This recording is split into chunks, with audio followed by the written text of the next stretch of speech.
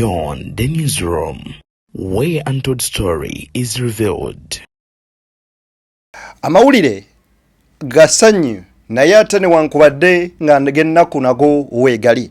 His Excellence Robert Kyagulanyi Ssentamu, the Ghetto Gladiator, eyakwata ekkubo n'ava e Uganda n'agenda mu ggwanga lya America. Bangi ne balowooza nti oba oliawo eyo gy'agenze kwekukuma mpaawo na kimu kyagenda gata ku struggle. Olunaku olwaleero, I want to say this, that Robert Kyagulanyi Ssentamu, Bobi Wine has made a mysterious move.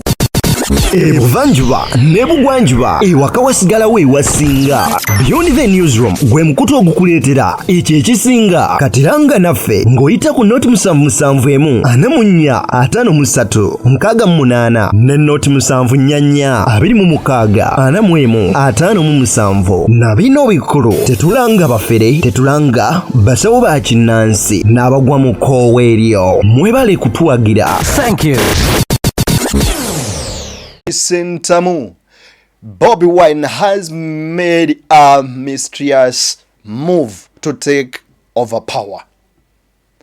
Era mu bigambo bino wakati nga His Excellence Robert Kyagulanyi Ssentamu ali ku interview emu mu ggwanga erimanyikiddwa nga eri America, ku mukutu ogumanyikiddwa nga the Mako woman, agenze maaso n'okuexposinga General Kaguta Museveni. Ebivudde eno nkugambye gwe weetaaga tega butezi matu, naye abaana enjogera ennaku zino bagamba nti kigozi essaawa yonna. Kitalo nnyo nnyini ddala abadde omuwabuzi wa General Museveni ate era nga abadde minisita ne mu kabineti eri ewedde, Moses Ali kikakasiddwa nti avudde mu bulamu bw'ensi eno olunaku olwaleero. Dakiika 3 omabega n'akafuna amawulire kati Moses Ali oyo ye afudde.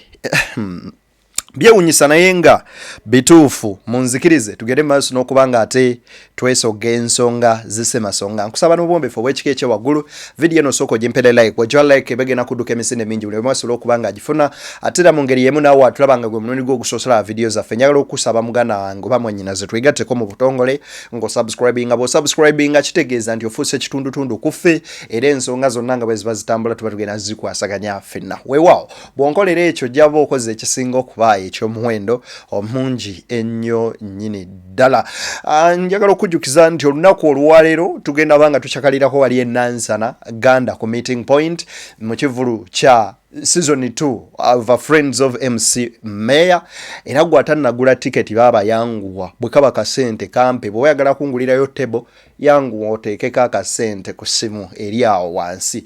Erewe bayimbi bangi okuli Victor Rose, David Rutalo, Lily Pazzo, Bruno K, Chris Evans n'abalala bangi bonna bagenda kubaayo, Kasuku Sharom. Nange ngenda kujja tugere maaso n'okuba ate nga tunyumirwa mu ngeri emu oba endala. So mwanguwe tugende maaso n'okuba nga ate tubaayo tunyumirwe ensonga nga bwe zigira maaso n'okuba nga zitambula. Okuyingira omutwalo gumu ate gwe ayagala VIP emitwalo gijaba 20 ate ayagala emmeeza egenda kubeera ya miliyoni ya sente emu na mbiri. Olunaku olwaleero tekyali kulanga kulala gwe yeetaaga okuba nga ate onyumirwa. Olunaku olwaleero oba ekiro ekikaseza olunaku olwaleero His Excellence Robert Kyagulanyi Ssentamu agenze maaso n'okubeera nga ayogera ku eri ensi era nga agenze maaso n'okubeera nga yegatta ku mukutu gumugatta amawanga gumanyikiddwa nga Mako woman. Eyo nno gyagenze maaso n'okubeera nga ate abaako ebigambo byayogera, whereby agambye nti I joined the world is Mako women to discuss my leaders who cling to power at the expense of their people remain one of the world's greatest threats, and why Uganda's struggle for freedom deserves urgent global attention. Kindly uliriza bino byengenda okuwa byo bikulu era byamaanyi nnyo nnyini ddala. Naye kansooke nzijewokko katini nkuwe bino ebigambo bya Muhammad Nsereko, sooka owulirize wano. US ensonga zeewadde okudinayinga Uganda okugiteeka mu level 4. Not that travel with precaution, but do not travel. 1. egambye Uganda is highly insecure. What? Uganda is highly insecure and there are many criminal activities. 2, negamba threats of terrorism in Uganda are high. 3, diseases nge Ebola. Mubongo bamwe mumuloza Ebola teya spreading munsi ndala za East Africa. Naye olw'okuba wano buli kimu twagala okyogerako n'obagala okulya ssente. They don't know how to protect national interests. Ebola olwabalukawo e Congo wano ne balangirirawo Ministry of Health eranga nti waliwo owa Ebola. Do you know how much you destroyed the economy? Because the moment wewayogera nti olina aba Ebola 10 bakwate bahandling softire bajjanja besirika. Naye buli kimu mwagala okyogerako buli kimu mwagala okyogerako buli kimu. Olwaleero flights zammwe zitatambula. Omuntu wammwe alina okwarantininga ennaku 21. Muyina okuva olw'okuba bwagala balye kubuna obusente bwa World Health Organization. Otatuwalizi. Ebigambo bya Muhammad Nsereko omanyi bano abantu be bamu ku ba critics abasinze okubeera nga ba criticizing His Excellency Robert Kyagulanyi Ssentamu mu Mitembo Bobi Wine era n'ebikolwa byabwe bizze bigoberera nnyo nnyini ddala endowooza zaabwe n'ebyo bye bazze bakola ffenna tuzze nga tubiraba. Kyagulanyi bwe yagenda n'agamba nti kati struggle agijje wano agenda giteeka ku international level okulaba nga akwata amawanga ganneeno gonna agagenda maaso n'okufujirira gavumenti abamusibira mu bbwa. Ne bagamba Bobi Wine talina byagenze genda maaso nakubeera ng'akola naye okusinziira ku move Bobi Wine gy'akoze bonna bajja kakasa akasajja keekaani. Kitalo nnyo nnyini ddala ekya Moses Ali agenze maaso n'okuva mu bulamu bw'ensi eno. Era okusinziira ku Captain Mike Mukula akonfaminze era n'awandiika ebigambo ebadde bingi ebikungubagira munywanyi we bwe baazirwanako. Wabula ate era His Excellency Robert Kyagulanyi Ssentamu olunaku olwaleero agenze maaso n'okubeera nga appointinga musajja mukulu amanyikiddwa nga John Baptist Nambeshe Deputy President wa Eastern Region okubeera nga taking over as an acting president. Era okusinziira ku mukutu ogwa X agambye bw'ati n'agamba nti for 4 months Dr. Lina Zedriga Walu has been acting president of our party. During his period, she has steered the party well and kept the revolution alive. We are all very grateful for her dedication and service. Era n'atugamba bw'ati, as her tenure comes to an end, I am pleased to announce that Honorable John Baptist Nambeshe, Deputy President Eastern Region, will be taking over as acting president of the National Unity Platform. I wish him well and request all leaders and comrades to accord him the necessary support.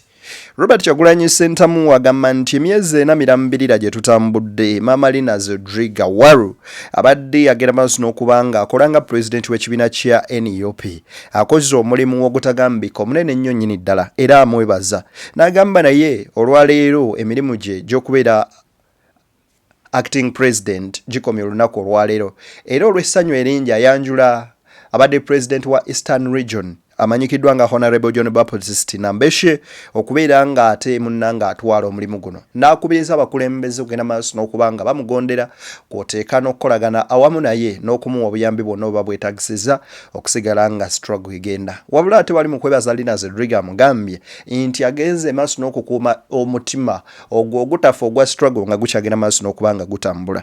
Ebyo nno olugudde mu matu ga John Baptist Nambeshe agendeddewo ku mukutu gwa X n'agamba bw'ati, Dear President Robert Kyagulanyi Ssentamu, thank you for placing your trust in me with the disappointment.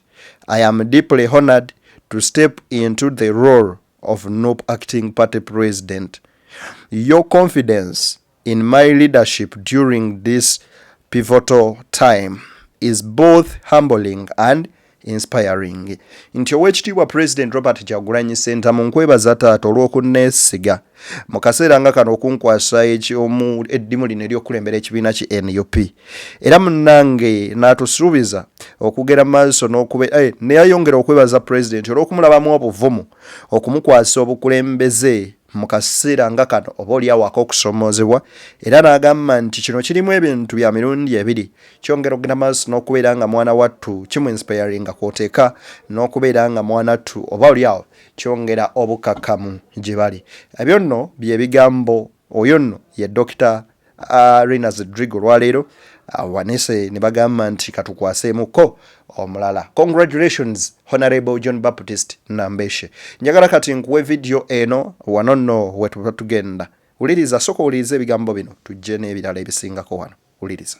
The same man, President Museveni's son, has killed many of our friends, and he came out just this year to take responsibility. He tweeted and said he has killed only, and underline only, he said he has killed only 24 of my party members, and he wanted the 25th dead body to be me. So he has always come out and made it clear that he's the one carrying out these atrocities. Unfortunately, the world's known democracies, including America, continue to obnob with him.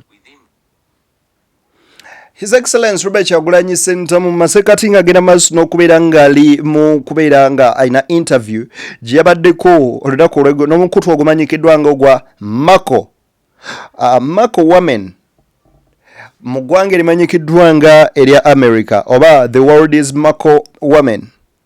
Bwe yabadde annyonnyola ensonga eza struggle yayogedde ku nsonga za General Halls okubeera nga akwata bannayuganda naddala abo bali mu kibiina kya NUP ne babuzibwawo n'abalala ne battibwa, n'akola ne statement yagamba nti naakatta 23 era owa 24 agenda kubeera ka Bobi. Ezo zonna tweet mwajja muziraba naddala nga twakamaliriza okulonda zalekawo nga zikubye emiwatwa minene mu mitima gy'abannansi nga beebuuze kiki ekiddako ye maama eggwanga lyattu Uganda liraga luddawa. Robert Kyagulanyi Ssentamu ku mutemwa oba omulamu ogugenda maaso n'okubeera nga alabisa n'okulaga biki gavumenti eno byekola. Bino bye bigambo byagenze maaso n'okubeera nga ayogera masekati ng'agenda maaso n'okuba nga ayogera ne bannamawulire ab'omukutu ogumanyikiddwa nga The World is Mako Women oba Women. Bwe badde agenda maaso n'okuba nga ayogera. Wuliriza bulungi, saagala weekwase nti olina ky'otategedde. Njagala nkuwa akatambi kano tugenda banga tuzitematema ziri eddakiika 8 okuva ku ntandikwa paka ku nkomerero. Ogenda bwina ky'oggyeewo either ky'oyiga oba sinakinde okubaako ky'ogenda maaso n'okuwuliriza. Wulira ebigambo bino. Bobi Wine, Robert Kyagulanyi Ssentamu. Here's a story from The World. Last January in Uganda, soldiers broke into the home of the leading political opposition figure, Bobi Wine. That was after the country's aging authoritarian leader, Yoweri Museveni, was declared the winner of a disputed election. Bobi Wine managed to escape with the help of supporters. He joined me from Washington, D.C., and began by describing the moment he realized he had to get out. My home had been surrounded many times. When they raided me this time, I knew they wanted to hurt me, but I had maybe not fathomed it enough. But a week later, they raided again. Even when they knew that I was not in my house, they beat my wife and family members so bad, they stripped my wife naked and took pictures of her, which were later to be shared by the Chief of Defense Forces, who is also the son to the president. And he went ahead to put a bounty on my head, instructing that I should be delivered to him dead or alive so he could castrate me. That is the moment I knew that I had to run for my life. Yeah, that is very frightening. How big a move is it then for you to make this change? I mean, you stood firm in Uganda up until now, if I'm not mistaken, right? Yes, I stood firm and I'm still standing firm. But you can only be firm when you know that other Democrats, other people that stand for the same values are with you. I thought it was very important for me to seek the indulgence of the world, most importantly, the free world, like the United States of America, which is, for all purposes and intents, the wind beneath the wing of the dictatorship in Uganda. I thought it was important to come and make my case, not only to America, but to the world, so that by the time I go back, if I'm to die, I should not die in vain. If anything is to happen, at least the world should know. And how much do you worry about changing political winds in this country that would keep protecting you? Do you have voices in the U.S. Congress who know you're here and understand what's at stake for the future in Uganda? Our hope still stands with those people, however few they are in the United States administration, to raise our voices. We know that all through history, it is the voice of the few that have influenced change, while those that are oppressed are fighting on the ground. So while those our comrades in Uganda are still standing, holding fort, and trying to ensure that they don't give up, we largely rely on the influence of the United States, well knowing that the Ugandan government depends on the United States decisions. So your supporters in Uganda do have a lot to be concerned about, notably President Yoweri Museveni's son, General Muhoozi Kainerugaba. Tell us about your relationship with him. He's the chief of defense forces. Was he the one who ordered the soldiers into your home? General Museveni's son, who is the heir apparent to his father, has said it time and again that he does not believe in democracy.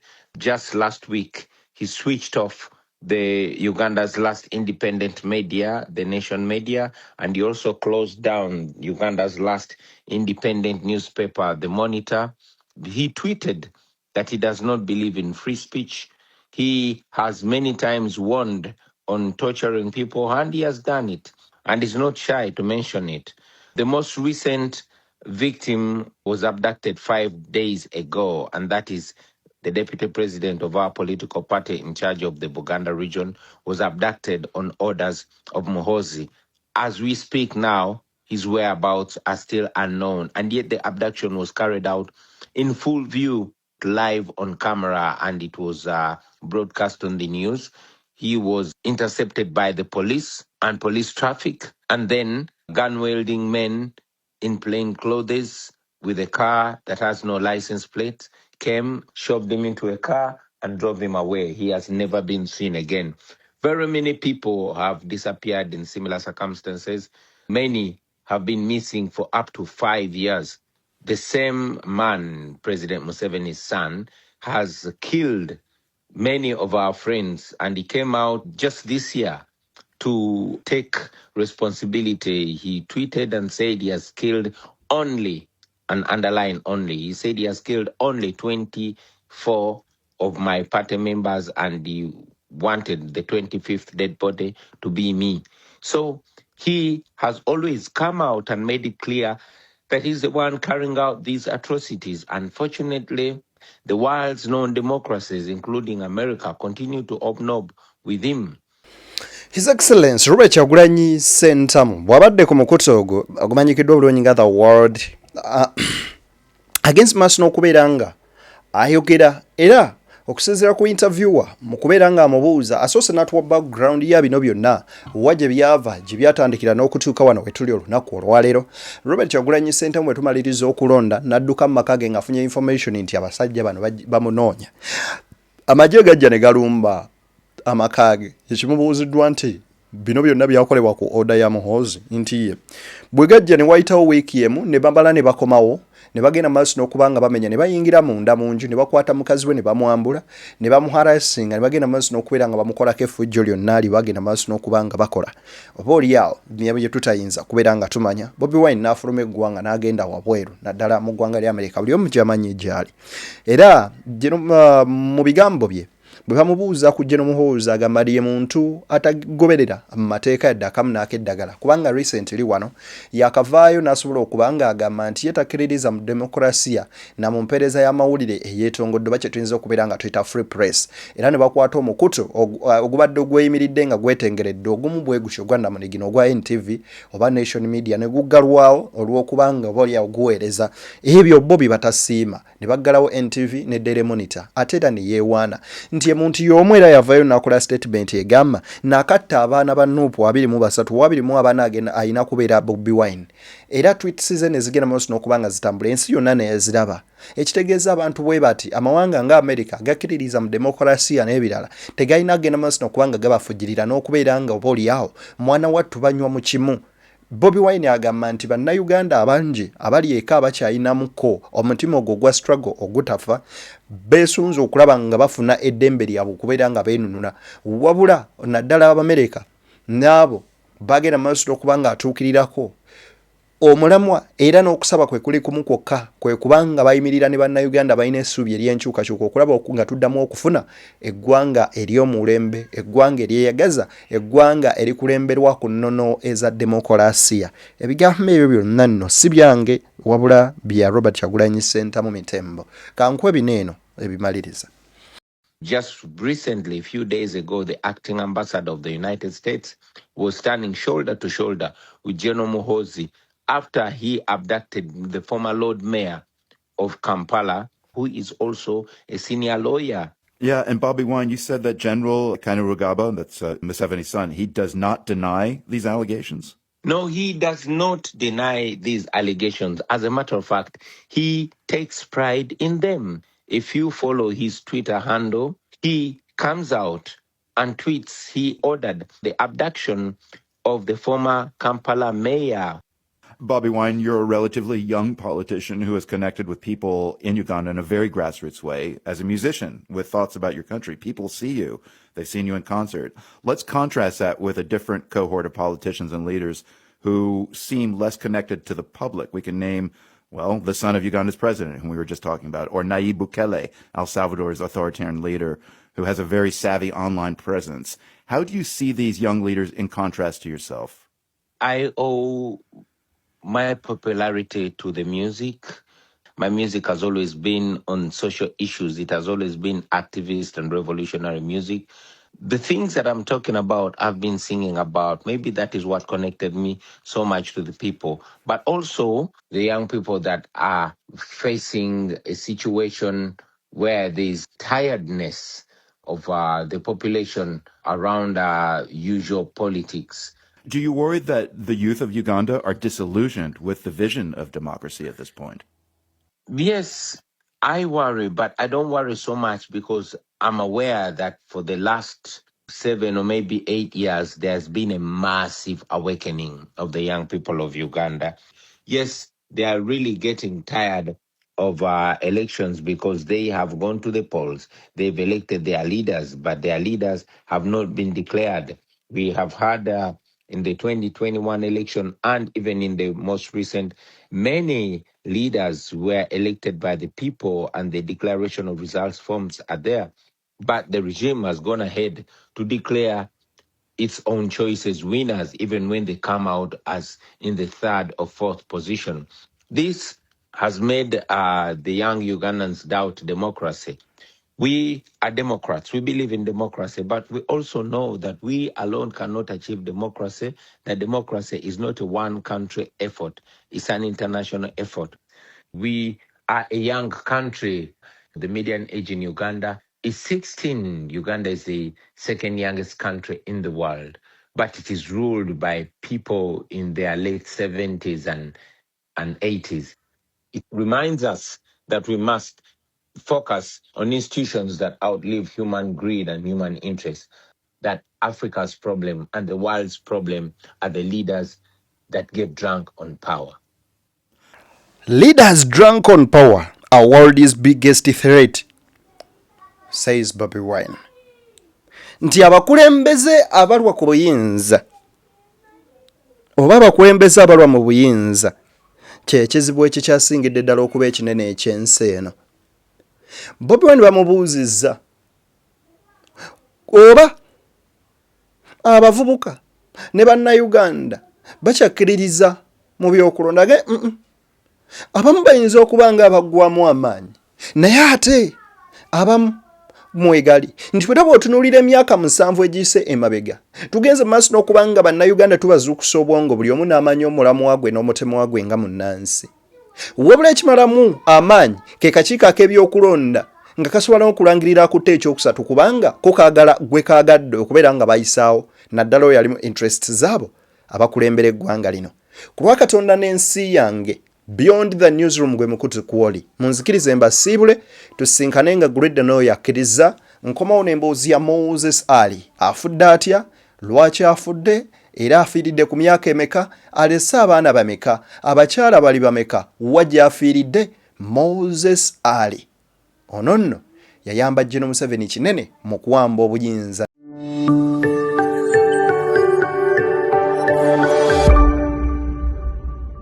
Beyond the Newsroom, where untold story is revealed.